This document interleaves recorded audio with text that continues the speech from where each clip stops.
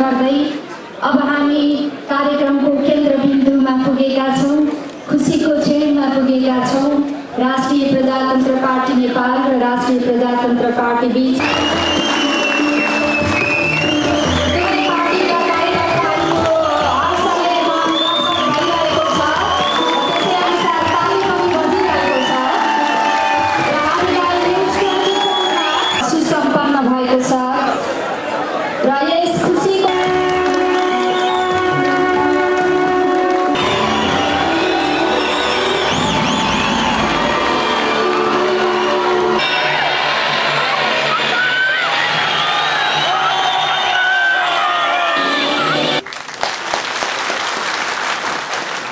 उमंग र उत्साह बढेको छ।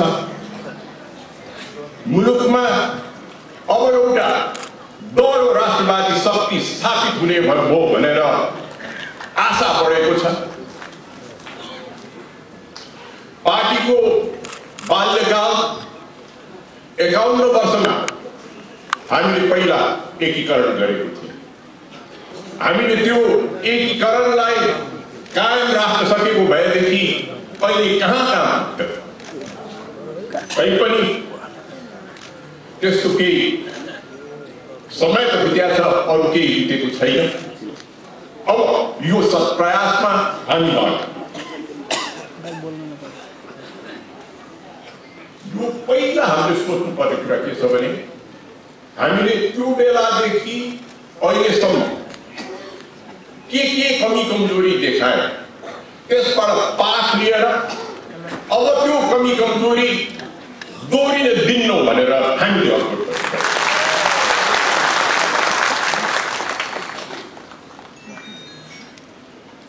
आज हामीले एकताको सुरुवात गर्यौं, तर यो सुरुवात मात्र हो। यो एकताको श्री गणेश हामीलाई गर्न सबभन्दा बढ्ता कार्यकर्ताले हामीलाई प्रेरणा दिए। तर यो कुरा मात्र कार्यकर्ताबाट हामीले प्रेरणा लिएको होइन। देशमा बिग्रदो राजनीतिक स्थिति, खस्कदो आर्थिक स्थिति, भूकम्प पीडितलाई समेत पुनर्निर्माण नहुन सकेको स्थिति, यसबाट सृजना हुने अप्ठ्यारोबाट रोकथाम गरी बचावट गर्ने यो मुलुकमा यो दुई राष्ट्रिय प्रजातन्त्र पार्टीको बीच एकता चाहिन्छ भन्ने जनभावना पनि छ। त्यो दुवै भावना, जनभावना र कार्यकर्ताको भावनालाई कदर गर्दै हामी एक भएका छौँ। अंग्रेजीमा एउटा उखान छ साथीहरू, दुई र दुई जोडेर सधैँ चार हुँदैन। राजनीतिमा दुई र दुई जोडेर 5 त के 8 पनि हुन सक्छ।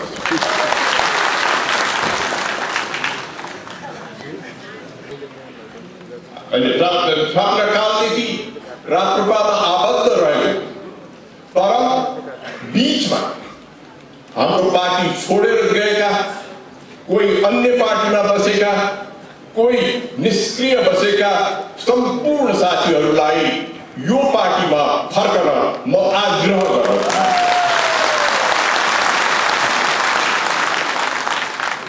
साथसाथै मुलुकभर छरिएर बसेको सम्पूर्ण राष्ट्रवादी, उदारवादी, प्रजातन्त्रवादी, हिन्दूवादी शक्ति र व्यक्तिलाई राष्ट्रिय प्रजातन्त्र पार्टीको झण्डाभित्र एकजुट गर्न म आह्वान गर्छु। सम्मानको मुद्दा सम्बोधन हुनुपर्छ भन्ने पार्टी हो साथी।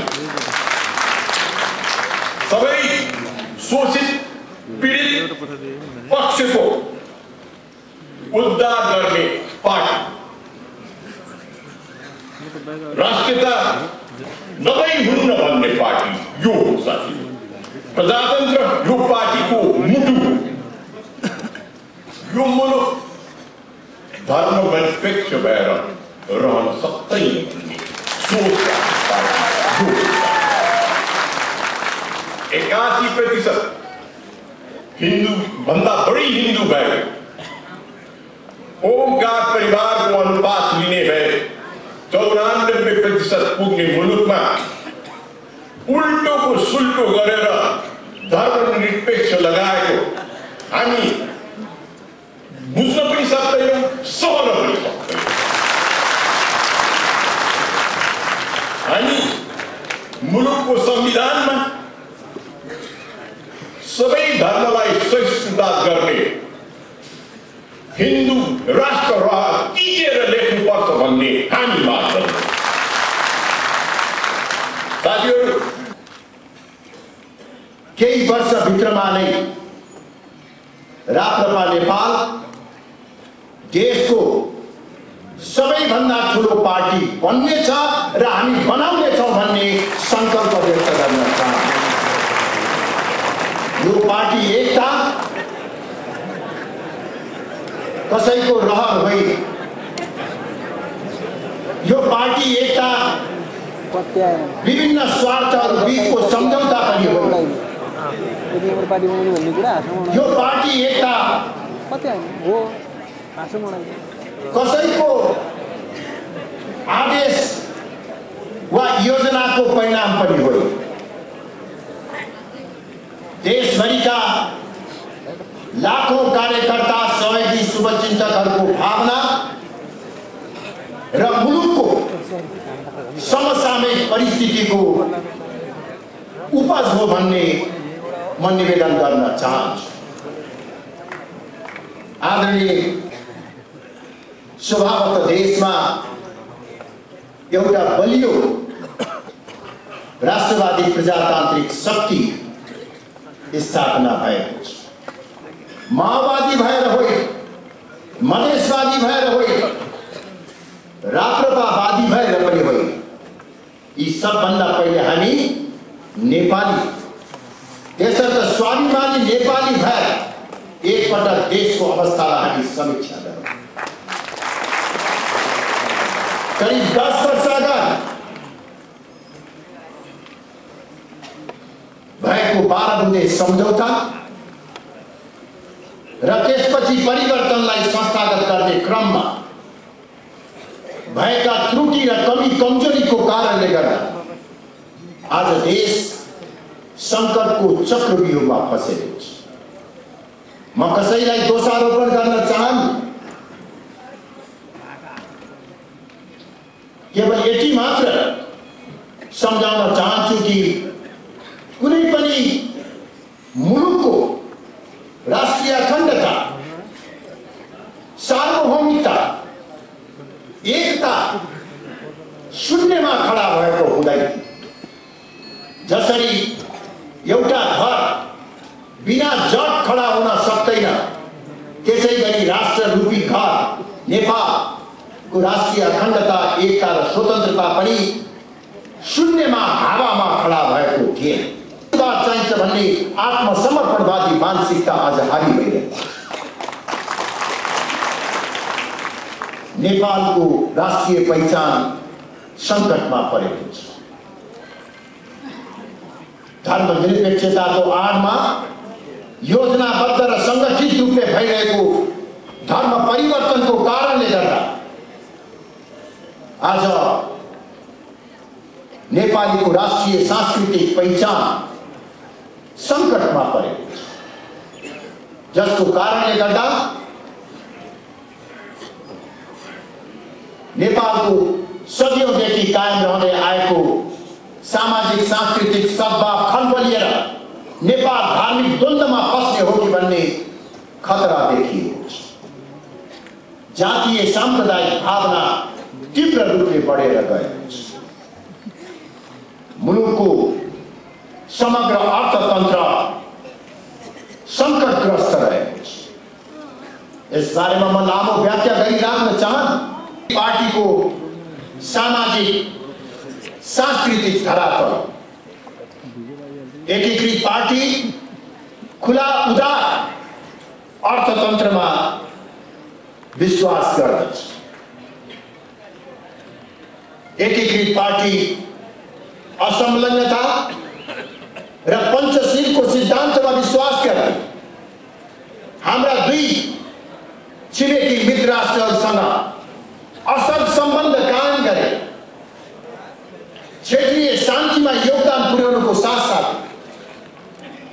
दुई छिमेकीहरूले गरेको प्रगतिबाट फाइदा उठाउँदै नेपालको द्रुततर आर्थिक विकास गर्नुपर्दछ भन्ने मान्यतालाई अवलम्बन गर्दछ।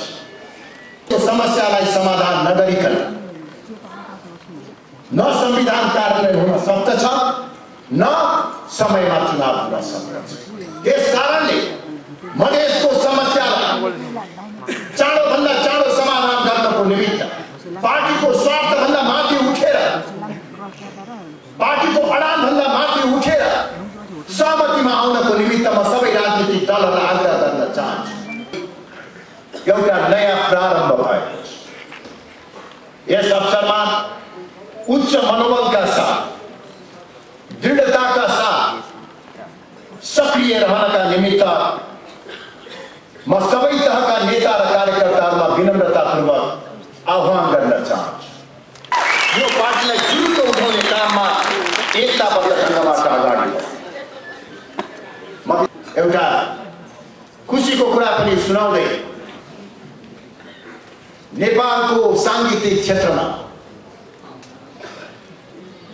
किशोरा अवस्थादेखि नै आफ्नो अलग पहिचान कायम गर्दै राष्ट्रिय अन्तर्राष्ट्रिय क्षेत्रमा ख्याति प्राप्त गरेकी लोक गायिका राष्ट्रिय गायिका